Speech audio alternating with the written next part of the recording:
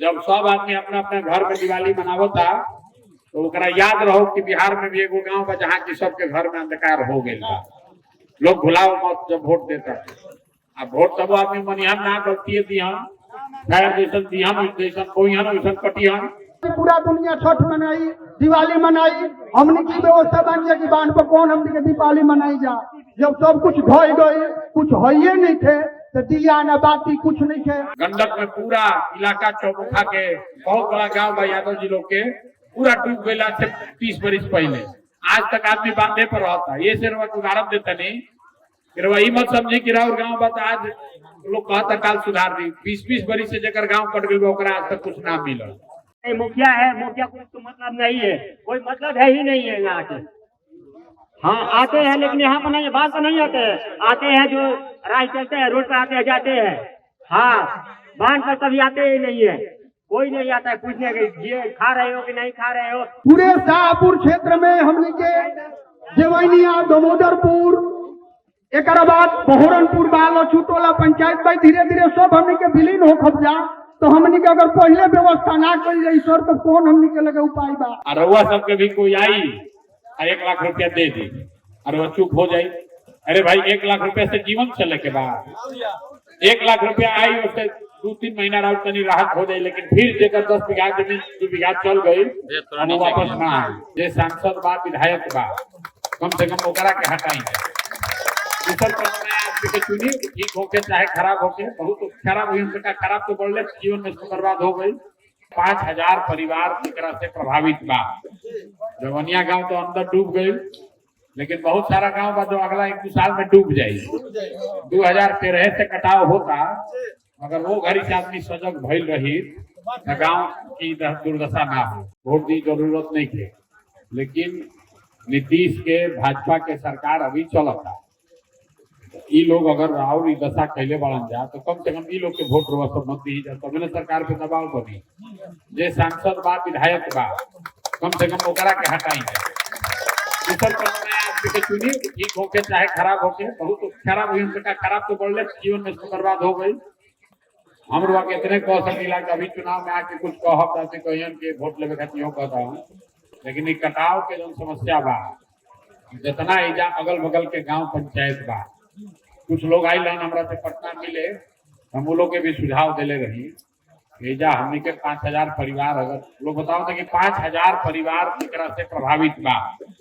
जवनिया गांव तो अंदर डूब गई लेकिन बहुत सारा गांव बा जो अगला 1-2 साल में डूब जाये। 2013 से कटाव होता मगर वो घड़ी से आदमी सजग भइल रही गांव की दुर्दशा ना हो। तो अब उपाय यह बा कि अभी तो चुनाव चलता जरा के जनता वोट दी जीतो हारो लेकिन ओकरा बाद कम से कम 5 पंचायत के आदमी जे प्रभावित बा कटाव से संगे बैठो धरना पर हमू आके बैठी और जब तक एक सुधार ना हो जो सरकार चुन के आई ना सुधरिया जा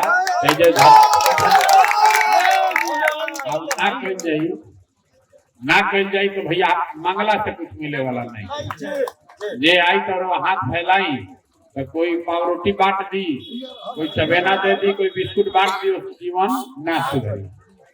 सब गांव देहात में सबे ऐसा मीडिया के भी लोग साथी अगल बगल गांव के बिहार भर के चर्चो हुई तो यही सब अभी जो कहनी है कि बिहार भर के आदमी के याद करावे खातिर जाइल बने। आज हमारे कोनो जावे के पर्पस नहीं के मतलब नहीं के आज ऐसे आई बनी कि जब सब आदमी अपना अपना घर में दिवाली मनावता तो ओकरा याद रहो कि बिहार में भी एगो गांव बा जहाँ की सबके घर में अंधकार हो गई बा। लोग भुलाओ मत जब वोट देता अब वोट तब आदमी मनिहन ना गलती दिहन खैर जैसन दिहन जैसन कोई हन वैसन कटिहन लेकिन जौन भी हो व्यवस्था हम इतना वादा करत नहीं कि जब सरकार बन जाये तो जनसुराज की अगर सरकार बनल तब तो ठीक है बात ना भी बनल तब भी रवा के यहाँ आई और रवा संग रवा सुख दुख में धरना पर हमनी के बैठल जाये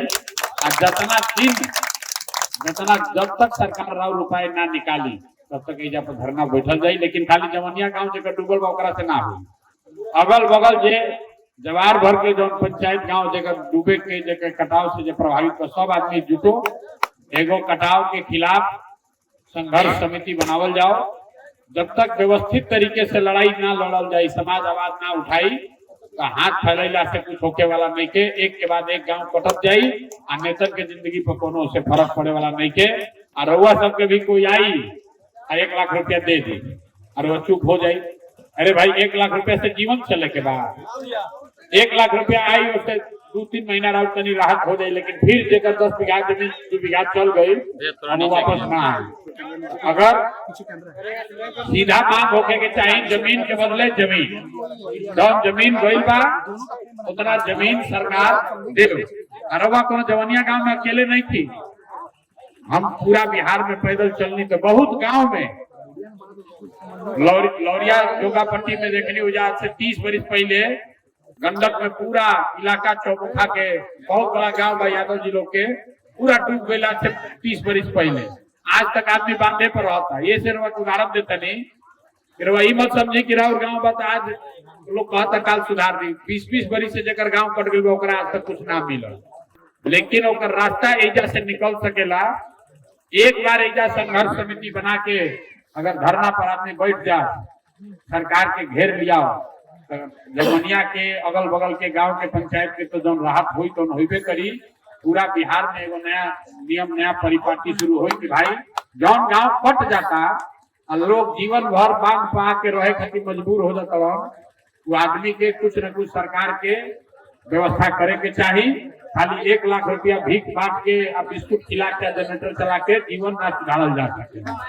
ठीक है भैया, तो हम रवा संगे तब खड़ा होकर जब ऐसा जन युवा साथी लोग बा संघर्ष समिति बनाइए, हर गांव से 10 गो युवा खड़ा होकर हम रवा संगे खड़ा होकर हम अपने आके इजा बैठक रवा संगे 1 दिन बैठे पड़ो चाहे 1 महीना बैठे पड़ो, चुनाव के बाद आके इजा बैठे।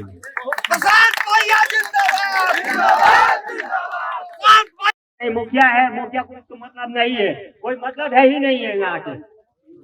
हाँ आते हैं लेकिन यहाँ पर नहीं, बात तो नहीं आते हैं जो राह चलते हैं, रोड पर आते हैं जाते हैं। हाँ बांध पर कभी आते ही नहीं है, कोई नहीं आता है पूछने के ये खा रहे हो कि नहीं खा रहे हो। अंधेरा में सांप जाइए देखिए, अब सांप अभी आज के दिन में 3 पकड़ा गया है। एक भैंस को भी काट दिया है, आज कल रात में भैंस को भी सांप काट दिया है कल रात में। हाँ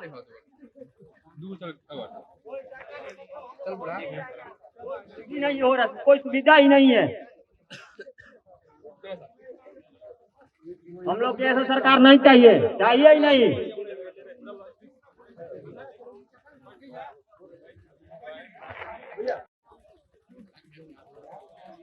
सारा चीज भूमि पूरे शाहपुर क्षेत्र में हमने के जेवैनिया दामोदरपुर एक बाद बहोरनपुर बाल छुटोला पंचायत भाई धीरे धीरे सब हमने के विलीन हो खब जा।